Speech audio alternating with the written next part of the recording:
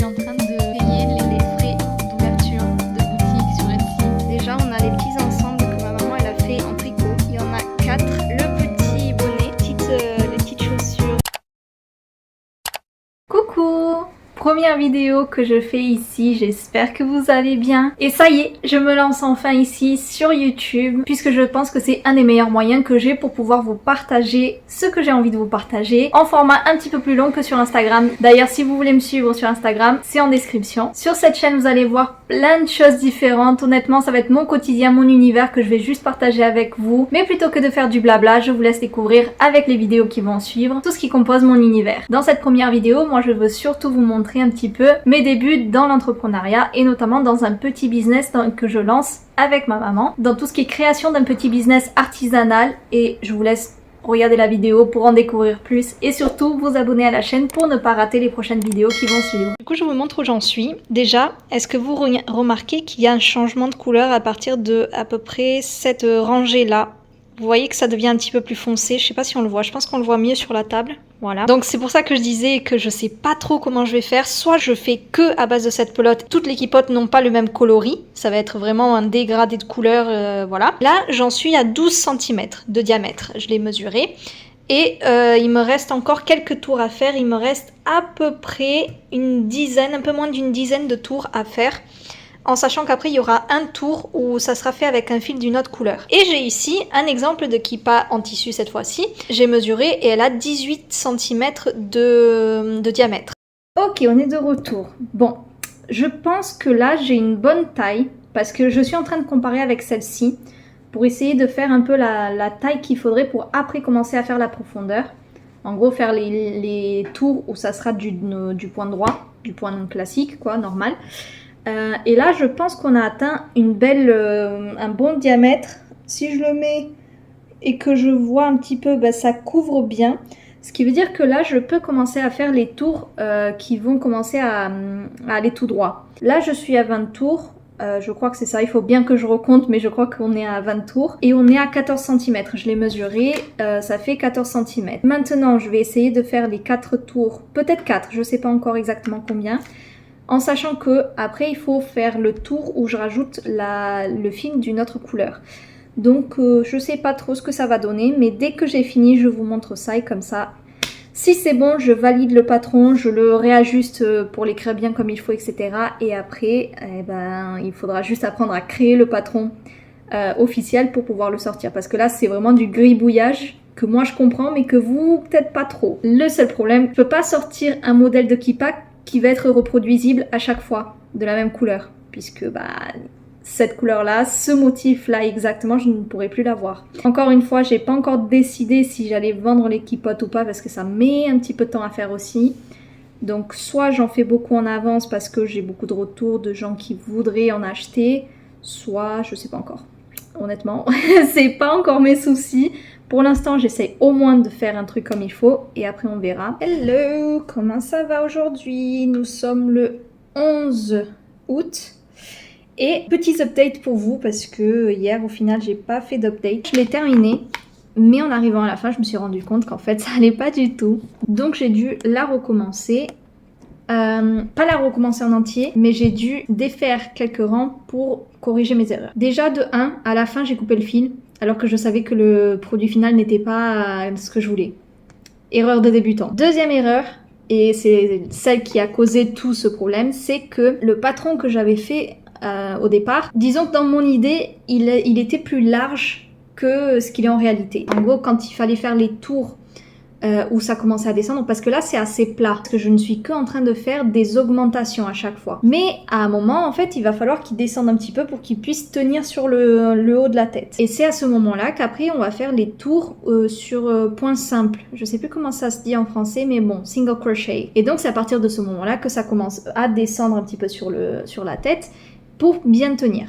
Quand j'avais fait ça, en fait, la partie d'en haut, elle était très très très petite. Ce qui veut dire qu'en fait, la partie qui vient se poser sur la tête, elle était trop petite. Enfin, je suis en train de corriger cette erreur. J'ai défait les tours où ça descend, continué les tours d'augmentation pour essayer de corriger cette erreur et essayer de faire les choses comme il faut. Je suis en train de tout noter dans mon petit carnet, comme ça je retiens, ce n'est rien de grave, je peux corriger, il ne sera pas parfait, bien évidemment ça ne sera pas quelque chose que je vendrai, mais en tout cas ça me permet de voir comment est-ce que je peux faire pour les prochaines pour que ce soit vraiment abouti. J'ai déroulé le fil, donc ça me fait ça.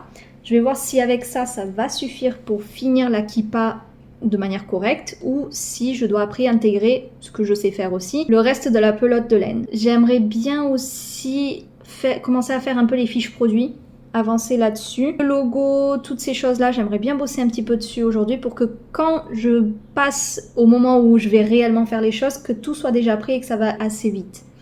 Donc voilà, je vous tiens au courant. De toute façon, je vous fais des updates en fonction de là où j'en suis. Pour l'instant, si j'essaye, c'est pas mal, mais ça manque encore un petit peu.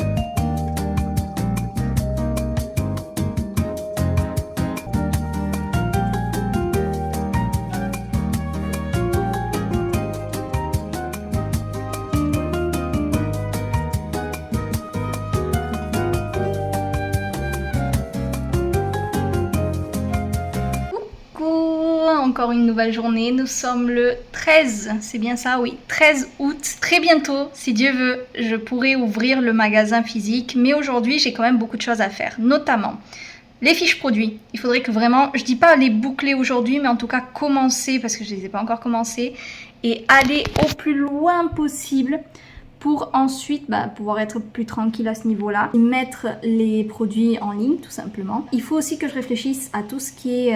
parce qu'on pense beaucoup à produire le produit, mais il y a plein de petites choses annexes qui vont avec le produit et ça, j'y ai pas encore réfléchi. Donc j'aimerais bien passer un petit peu de temps là ce matin à réfléchir à tout ça pour voir un petit peu comment je peux faire. Notamment tout ce qui est boîte d'envoi, boîte d'expédition en fait, là où je vais mettre les produits finis pour les expédier aux clients. Puis il y a aussi toutes les choses qui viennent dans le produit ou alors pour envelopper la boîte. Donc tout ce qui va être étiquette. J'ai pas d'étiquette pour mettre le nom de la marque, donc ça c'est un petit peu problématique. Bon, au pire c'est pas très grave au début, vous voyez, mais petit à petit ça serait bien qu'à terme je le fasse. Aussi tout ce qui est les rouleaux adhésifs pour fermer les cartons, que ce soit quand même assez personnalisé par rapport à la marque. Toutes ces petites choses qui vraiment j'y avais pas du tout pensé, mais c'est en regardant des vidéos d'autres filles qui ont des petits business que je me suis dit ah, il y a ça aussi. Bon, après, rien de tout ça n'est urgent. Vous voyez, le plus urgent, c'est de commencer à vendre. Je viens ici pour vous dire que ça y est. On va dire que j'ai fini le logo. Il n'est pas encore à 100% exactement comme je le veux. Mais en tout cas, il s'en rapproche énormément. Juste après ça, j'ai fait un petit peu de recherche sur la concurrence, entre guillemets, ou en tout cas d'autres small business owners, donc d'autres créatrices, pour voir un petit peu leurs moyens de communication, comment elles communiquaient autour de leur business, etc. Voilà, tout le contenu qu'elles faisaient sur Instagram et tout. Et après, je me suis dit, bah écoute Lara, ça fait depuis le début que tu mets de côté ce genre de choses. Mais il y a un moment, il faut le faire, les fiches produits. Donc là, j'ai fait le shooting pour avoir les photos des produits. Là, je vais juste me mettre à éditer les photos, préparer les fiches produits. Et qui sait, dans la semaine encore, je lance... Il me reste 2 jours, hein, mais dans la semaine encore, je lance le site, peut-être. Je sais pas trop encore. J'attends vraiment d'avoir les choses assez prêtes pour après ouvrir officiellement le magasin Etsy. Je suis trop contente, ça avance et ça prend forme et waouh quoi, enfin c'est trop bien. Je vous montre quand même les articles, les premiers articles que je vais mettre en vente. Donc là, déjà on a les petits ensembles que ma maman elle a fait en tricot. Il y en a 4, ils sont pas tous complets parce que vraiment on a fait que avec la laine qu'on avait. Laine et acrylique, mais en tout cas celui-là c'est de l'acrylique, c'est avec une grosse laine donc ça a fait un gros point, mais il est très très joli quand même, j'aime beaucoup la couleur en tout cas. Et les boutons c'est pas trop ça, mais on n'avait pas d'autres boutons, donc quand on pourra on fera une collection, une vraie collection, mais là pour l'instant on veut juste voir si à tout hasard ça prend ou pas, ce genre de choses, parce que ça met quand même beaucoup de temps à faire. Ensuite on a une couleur un petit peu plus qui tire vers le vert, je pense que honnêtement à la caméra on voit pas très bien la couleur, la vraie couleur. Là on a des boutons en bois que moi je préfère beaucoup plus. Cette couleur c'est pas ma préférée non plus. Honnêtement j'aime pas trop les couleurs que j'ai ici. Mais les seules couleurs qui sont vraiment jolies, ma mère elle les a pas encore terminées donc je peux pas faire des shootings avec. Là on a un petit gris qui vraiment à la caméra ça ne ressort pas très bien. Ça c'est quelque chose pour le futur, d'avoir une caméra qui soit beaucoup plus nette dans les photos, qui arrive vraiment à prendre la couleur en considération. Mais voilà, c'est un petit gris très joli. Et là c'est celui qui est le plus abouti, puisqu'il y a le petit bonnet, qui d'ailleurs j'adore cette forme de bonnet comparé aux autres qui sont très simples.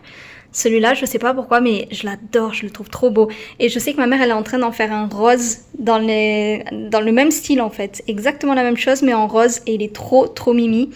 Et après, les petites chaussures, chaussettes, bottines, appelez ça comme vous voulez. Je trouve ça trop chou, genre le pied d'un bébé rentre là-dedans, c'est incroyable.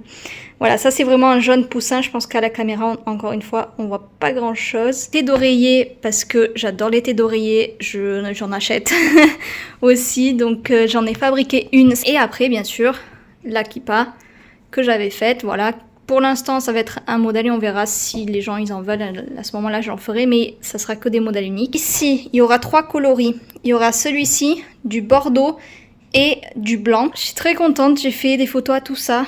Et au moins là, c'est bon, c'est plié, je peux passer aux choses sérieuses.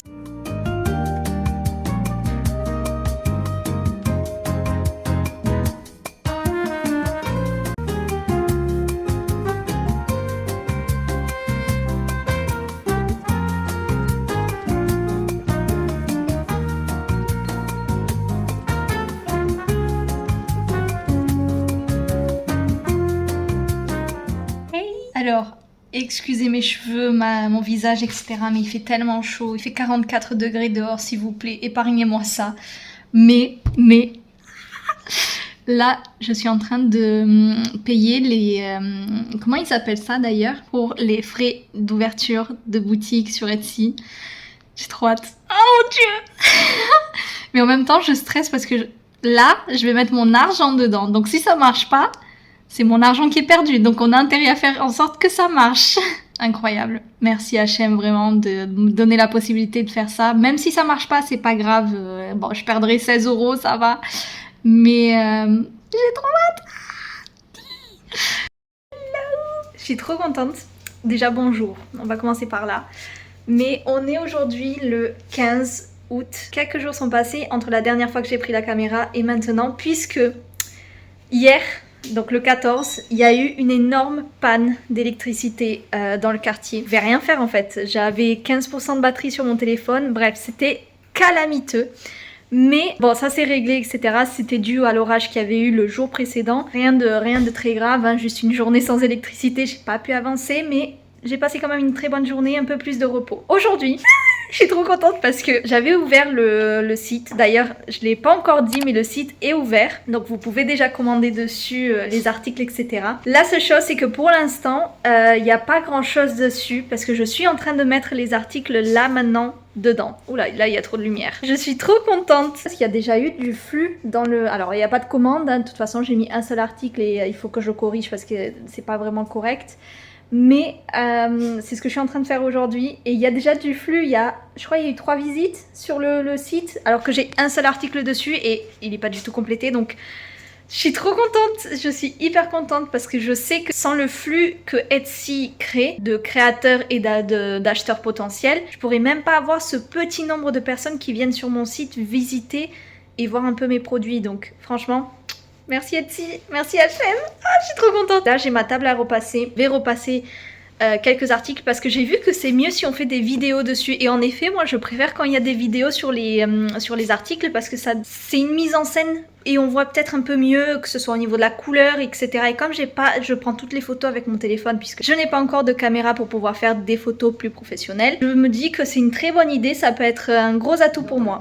De retour ici parce que je suis en train de mettre les produits, donc de faire les fiches produits sur Etsy, de faire le listing et j'ai eu des problèmes parce que au moment de mettre les photos, on peut mettre des vidéos. D'ailleurs, c'est recommandé de mettre des vidéos. Même moi, en tant que consommatrice, quand je cherche un produit sur internet, si j'ai une vidéo, c'est mieux qu'une simple photo. La photo, elle peut être très esthétique, mais des fois, elle ne représente pas réellement la réalité. Et là, le fait de mettre une vidéo où on va toucher le produit, on va le manipuler pour voir un petit peu, par exemple là, je suis en train de faire les petits ensembles qui vont être un peu en mode coffret naissance pour les petits bébés. Ben voilà, voir comment la matière elle bouge, comment elle est faite, le point pour voir plus précisément comment il est, etc. Surtout que encore une fois, c'est des créations artisanales, donc il faut vraiment faire l'effort de faire la vidéo, et je l'ai faite. Mais au moment de la mettre sur Etsy, ça me dit qu'en fait, je ne peux pas mettre quelque chose qui soit inférieur à 500 pixels par 500 pixels. Moi, je sais pas pourquoi, avec mon téléphone, quand je faisais la vidéo, ça mettait beaucoup moins. Donc ça me posait problème. Et comment j'ai résolu le problème? J'ai pris la vidéo et je l'ai envoyée sur mon application de montage. Moi, j'utilise DaVinci Resolve. Et j'ai tout simplement édité la vidéo comme je voulais. Quand j'exporte, après, ça augmente les pixels que tu es en train d'utiliser. Donc si un jour vous avez des problèmes à ce niveau-là, petite astuce, moi ça a marché. J'ai mis du temps à comprendre comment j'allais régler ce petit problème, mais ça y est, j'ai réussi. C'est juste dommage qu'on puisse mettre une seule vidéo par article, parce que j'aurais bien aimé d'autres. Donc j'ai fait un peu un montage pour avoir un petit peu le résultat, mais très sympa. De retour ici dans le salon, puisqu'aujourd'hui j'ai un petit projet que je veux faire, que j'aurais dû faire depuis très longtemps. Mais si je vous montre ça et ça, vous allez me dire quoi? Oui, des lingettes démaquillantes. Donc c'est parti! Là, je suis en train de coudre, je vous montre ça. Les lingettes démaquillantes, j'en ai un bon paquet qui ont déjà été faites. Là, je suis juste en train de les coudre, hein. On n'est pas encore dans les finitions ni rien de tout ça. Et j'ai encore tout ça, plus encore un petit peu là-bas à faire. J'ai fait quelques erreurs dès le début parce que je les ai mal épinglées. Au lieu d'épingler endroit contre endroit et de faire la couture, je les ai épinglés à l'envers. Bon bref, c'est pas très grave, il y a plus grave dans la vie, je vais juste tout découdre. Je les laisse pour la fin, pour les découdre à la fin. Mais en attendant, voilà, c'est ce que je fais de mon après-midi aujourd'hui. Hello! Alors du coup, je viens ici juste terminer la vidéo parce qu'elle est déjà assez longue comme ça. Je pense que ça suffit pour une première. Je me suis pas encore énormément présentée ni rien de tout ça, mais ça va venir. Dans les prochaines vidéos, vous allez commencer à me connaître. J'espère que vous avez aimé ce que vous avez regardé. Et si ça vous a plu, n'oubliez pas de liker s'il vous plaît. Abonnez-vous à la chaîne pour ne pas perdre les prochaines vidéos que je ferai sur ce thème. Et si vous avez des conseils, des astuces, peu importe ce que c'est, dites-le moi en commentaire. Tant que c'est respectueux et gentil, je prends tout. Et sur ce, moi je vous dis à bientôt pour une prochaine vidéo. Bye!